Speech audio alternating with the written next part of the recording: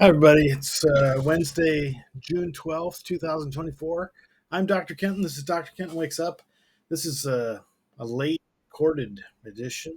It's already 9:34 a.m. I've been awake for 3 hours already, three and a half. Anyway,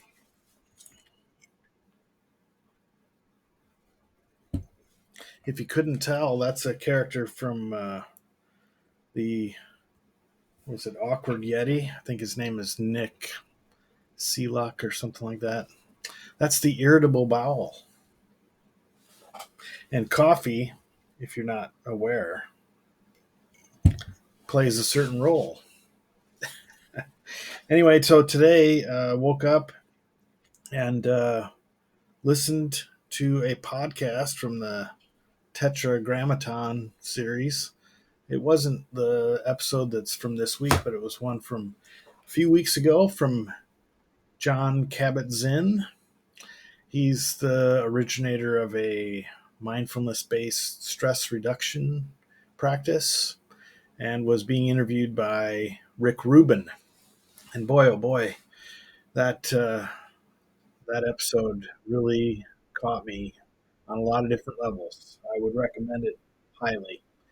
Uh, John Kabat-Zinn, Rick Rubin, Tetragrammaton. I think that's all you'll need to do.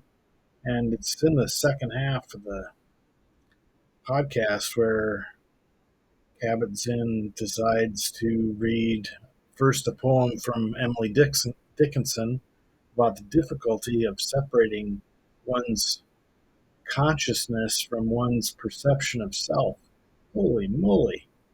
And then there's Rilke, who in the when I became aware of Rilke, it was because he'd written a book called All Quiet on the Western Front. I want to say that's correct. Anyway, um,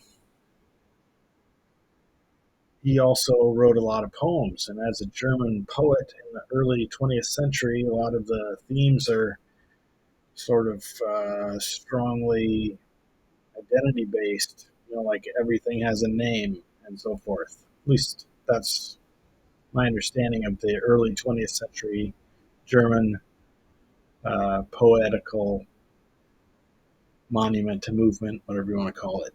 Um, in this particular one, speaking about a person winds up standing at the crossroads between the past and the future and being constantly bedeviled by death from behind, comes to an uneasy conciliation and moves forward in beauty. I This is a summary. It's not his words. Anyway, wow, really, it's amazing. Some days those messages really get in there. So today is a Wednesday. Happy Hump Day to all who celebrate. In the cup just today, I showed you the cup twice. I never said what was inside. It's um, Caribou Coffee Company Caribou Blend. Coming to the end of that one. I'm unsure whether I would buy it again. It's okay. There are others that I like the taste of better that are in the same price point or maybe even a little less expensive. So it's it's in there. It's on the list of would buy agains, but not at the top of the list, if you understand my meaning.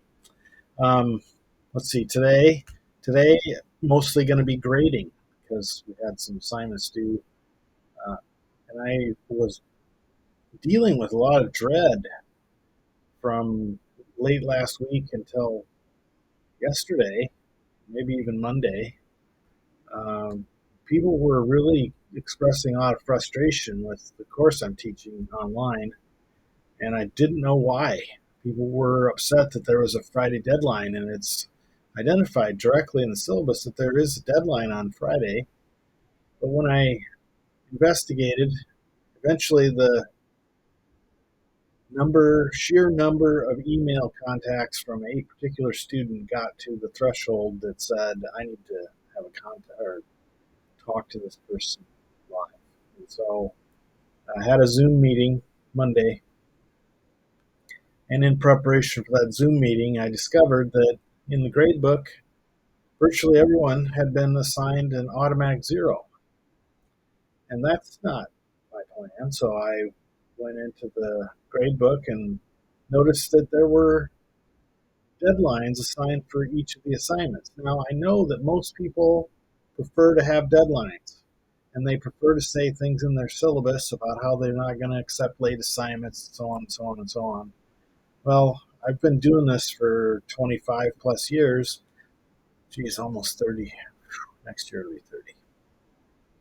So I do know what it's like to have somebody frustrated to the point of, anger about the fact that they submitted an assignment and it wasn't, whatever, some net glitch caused their assignment to be 10 seconds late or something.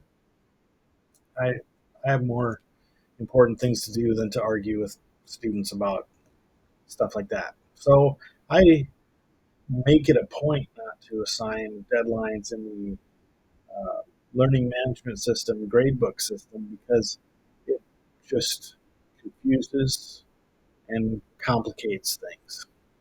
So to find that every assignment had a due date that was not assigned by me, that was very frustrating to recognize. So since there's no way apparently to remove that once there's one applied, at least I didn't decide to pursue it any further.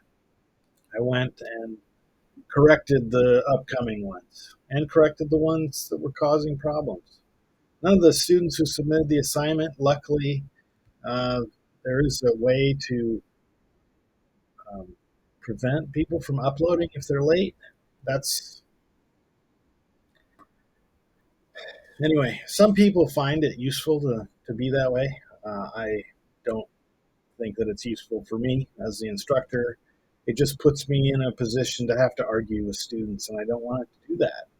If you're going to submit an assignment to me, even if it's late, I would accept it, because if it's there to be graded when I'm getting ready to grade, how am I supposed to know it was late? Anyway, that's just me. 30 years of experience coming up on, I'm in my 30th year of experience. How about that? 29 years. Oh, Lord. Anyway, so figured that out. And, suddenly that really lifted a lot of dread off me, because I had a feeling that there was something up. And the fact that I couldn't figure it out because I hadn't done it, it was not something that I purposefully did or mindfully or intentionally did. It's very frustrating to deal with that kind of thing. So anyway, it's very much at peace yesterday. So that was helpful and nice. Also gaining a lot of confidence in the Singleton Google Doc. I also have another Google Doc that's called the Inbox, which has a widget on the home page, or the main page of my cell phone. So when I open cell phone, the widget is visible. And if I need to, I can write down little notes and they go in there, go in the inbox document.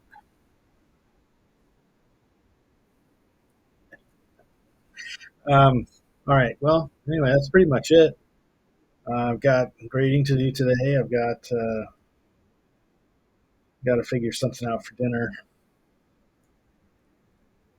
That's several hours from now, so I still concentrate on what I need to do right now. All right. Well, just always remember that when you're dealing with people, that you need to remind yourself, as Marcus Aurelius did in Meditations, Book 2, Verse 1. Remember that you're going to deal with people who, I'm not reciting, this is a summary. Remember, you're going to deal with people who don't understand things the way that you do. But you must make allowances for the fact that they are, as humans, uh, fellow travelers, and you must give them their due respect. And always, as I say, love you, bye.